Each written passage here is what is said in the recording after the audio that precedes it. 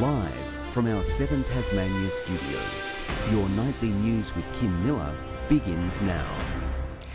Good evening. Israel soon, but first, part of the Derwent River would be reclaimed to build a new stadium under a radical alternative proposal unveiled today.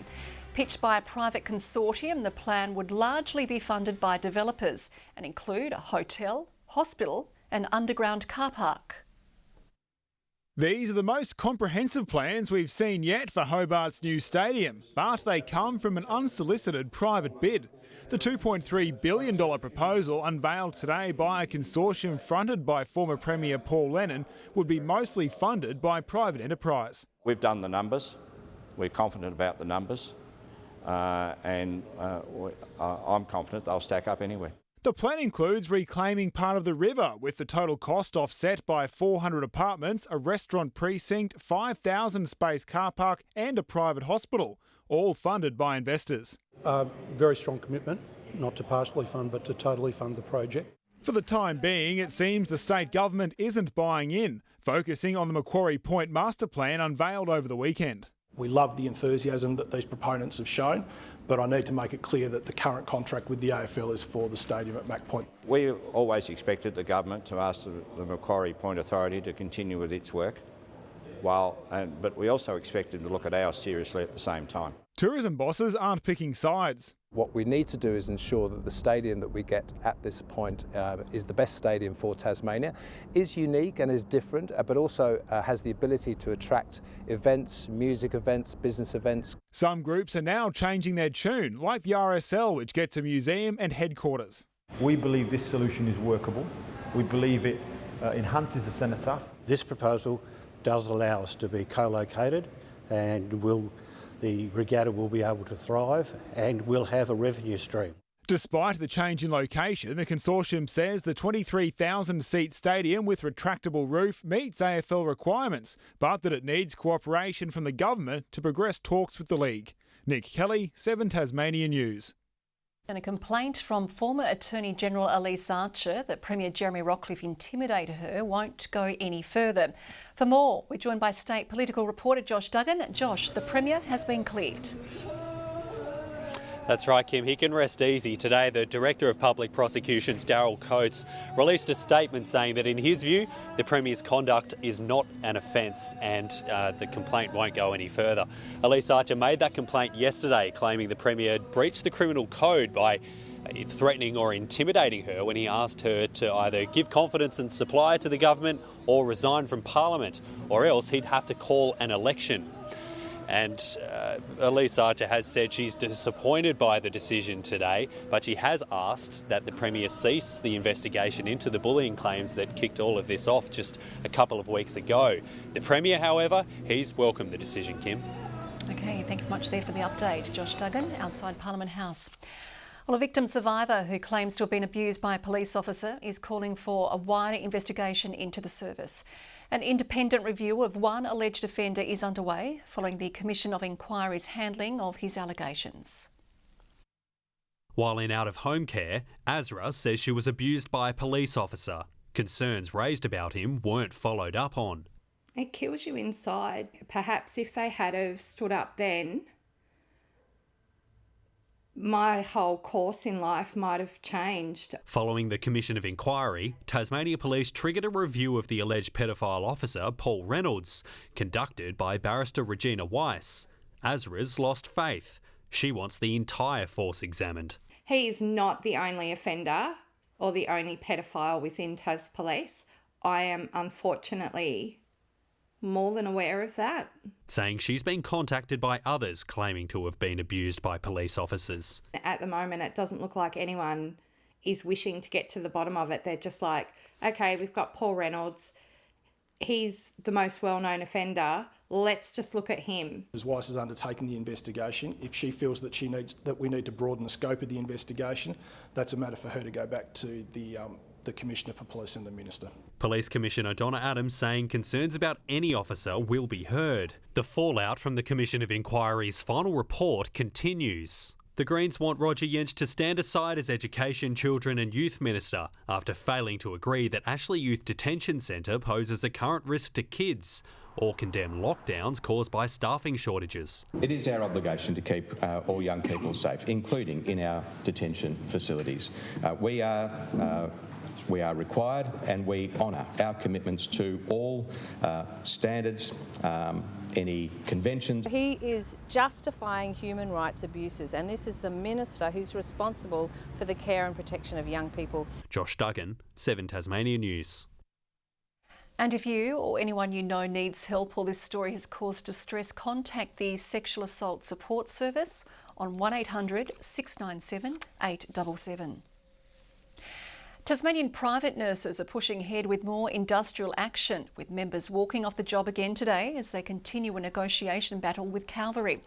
A revised workload model proposal was handed to the union yesterday. It's calling for greater transparency and more details. We will take that to our members for consideration, but clearly our members' concern remains that that workload model is not quarantining care to clinical staff to deliver clinical care. Calvary says it looks forward to receiving feedback and remains hopeful a positive outcome can be reached in the near future. Students, police and Hobart Airport authorities took part in an emergency exercise today, testing their response to a simulation of a plane running off a runway. Drama students playing injured passengers as authorities dealt with worried families and victims playing a role in the fake scenario. It's all about the process of getting the passengers off the plane and process back through the terminal with the airport staff. We are testing annually, so we conduct both field exercise and desktop exercises involving not only Hobart Airport employees but certainly every emergency response. The exercise didn't disrupt any scheduled flights to and from the airport. There could be a shake-up in Tasmania's media landscape. The Australian radio network, which owns 7HO, Chili FM and LAFM, has put forward a non-binding proposal with a private equity firm to acquire Southern Cross Austereo, the owners of 7 Tasmania, Hit FM Hobart and Triple M Hobart. SCA also owns 97 other radio stations across Australia, with ARN owning 55. The proposal, if accepted, is subject to approval of SCA's board, shareholders and government regulators.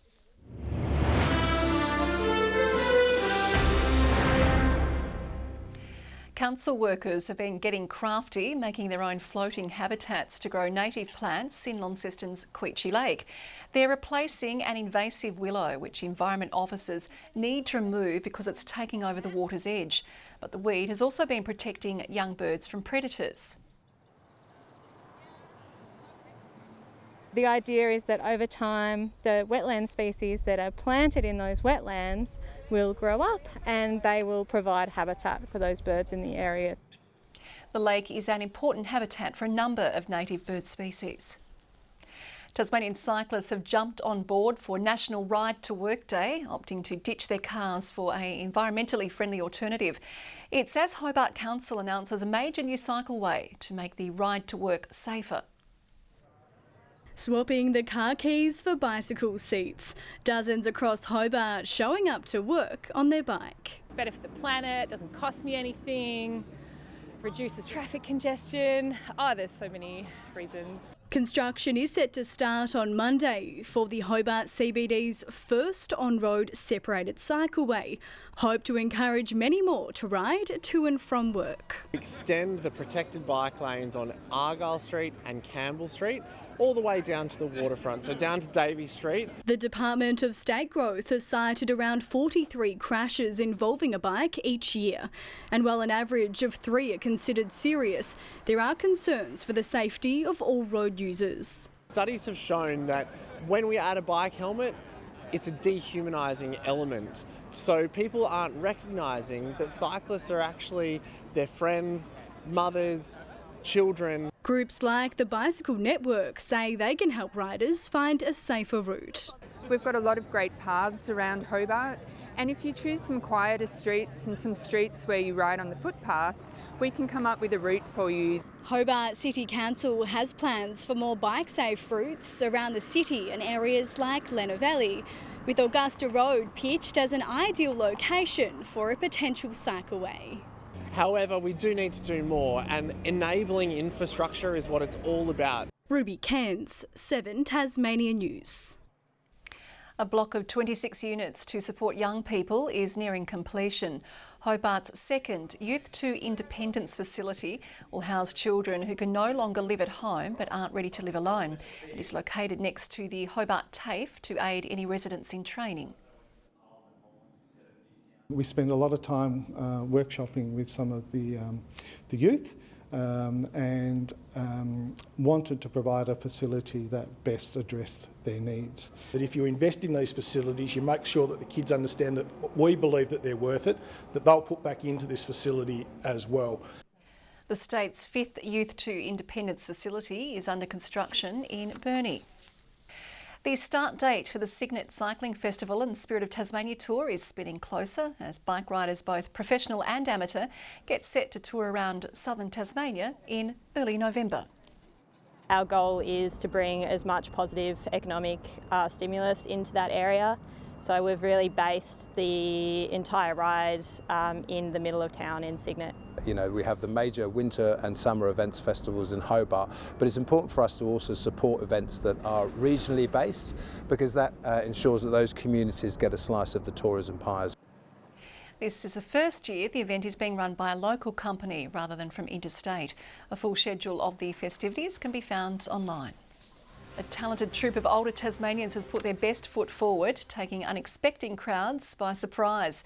The ensemble stealing the limelight, dancing their way into the streets as Seniors Week celebrations take on a whole new performance. Boots scooting seniors are sharing an element of surprise. Sheer horror. I thought, heavens above. Their toe-tapping talents stopping shoppers in their tracks.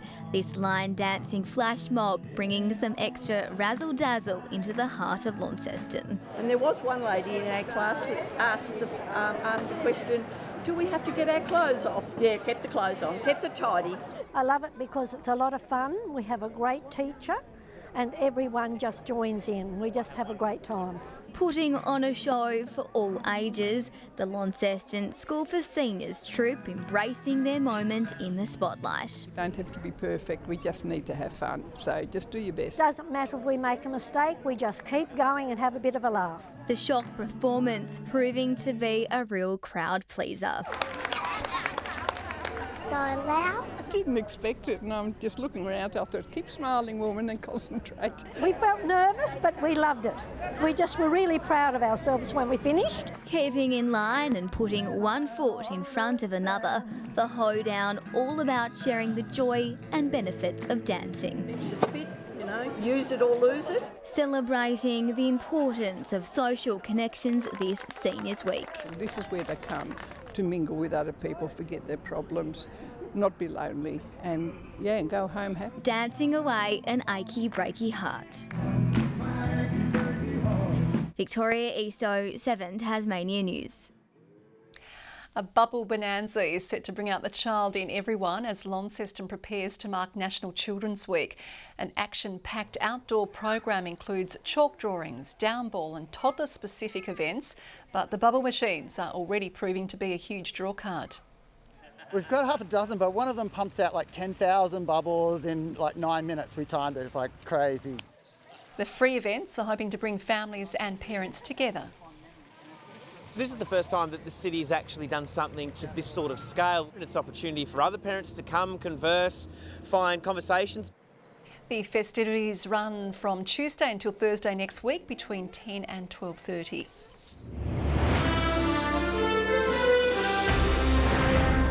A declaration from Western Australia doesn't seem like it will be enough to avoid a draw in the Sheffield Shield. The Tigers returning for their second innings this afternoon midway through day 4. Tassie losing 3 wickets in the first 11 overs in the race to catch the hosts. With 7 wickets in hand at tea, they're still trailing WA by 70, who still need another go with the bat tomorrow. Crowned best of the best, 14-year-old Launceston City goalie Emily Miller has been named goalkeeper of the tournament following her efforts for Tasmania at the National Youth Championships. The trophy, awarded by Matildas head of goalkeeping Tony Franken, the accolade adding to the honour of representing her state. I hope to get into an A-League academy someday. Winning this award has just grown. I've got lots of confidence from it, and now I've starting to encourage myself to push myself further because I've been realising that I can actually go that far. Emily trains in front of the net 6 days a week, including a trip to Hobart every Sunday to practice alongside the Tassie squad. And finally in sport, Australia's fastest firefighter is preparing for his next challenge. After winning the Melbourne Firefighters stair climb last month, Penguins' Marlon von Moger is gearing up for the nation's premier road race. Fresh from climbing 28 flights of stairs, this Tasmanian firefighter is ready for another iconic challenge. I've never run 10Ks in my life before, so it's going to be really interesting to see how I go. He's gearing up for the Burnie 10. I don't think I'll be anywhere near all the fast boys and girls, but I think being a big community event, it's going to be really fun just to sort of mix it with the masses. The Penguin-based firefighter is questioning his ability to go the distance, but in the Firefighters Challenge just weeks ago, he made it to the top in first spot. I think I did that in like 3 minutes and 48 seconds.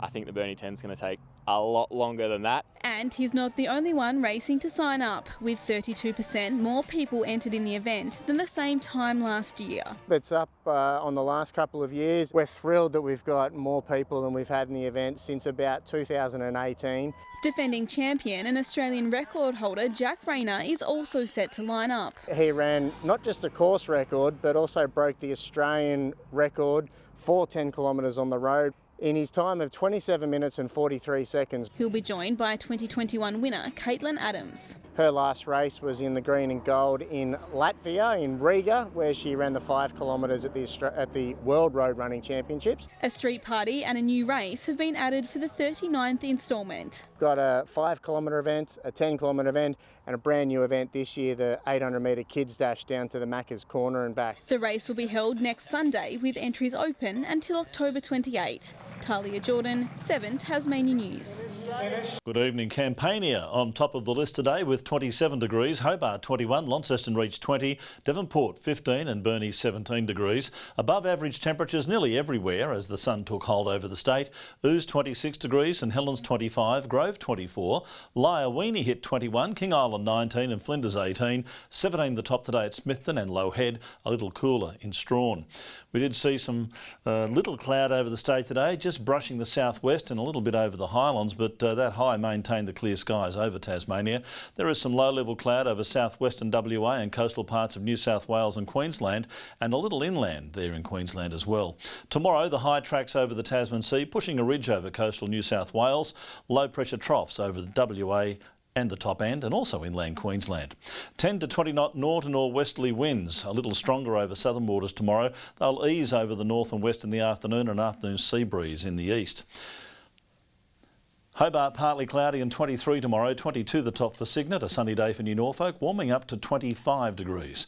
Launceston 24, a mostly sunny, bit of cloud over Devonport, 19 the top and 24 the high for Campbelltown. Burnie expecting fine, mostly sunny weather, 18 the maximum, 19 for Strawn, Smithton mostly sunny as well, 21 the high, 23 for St Helens, Swansea 22, 25 the top for Fingal, fine along the east. Fine and mostly sunny on Friday, a possible shower for Strawn and the southeast. Showers on Saturday as easterly winds turn fresh and gusty northwest and northeasterly, and showers again on Sunday with possible thunderstorms over the east. Sunny and 25 degrees in Perth tomorrow, a warm 30 on the way for Adelaide, sunny in Melbourne as well, cloudy and 23 degrees in Sydney, 26 the top in Brisbane. Still clear around the state, 14 in Hobart, Launceston 15 at the moment and 14 degrees in Devonport. I'm just trying to work things out, Kim. Nick Kelly's been here 2 weeks, Tom Johnson's been gone 9 weeks. My time as alpha male here didn't last long. Were you ever alpha male? Thank you, Murph. That's all your news for now. I'll be back later with updates. Thanks for joining us. Good night, everyone.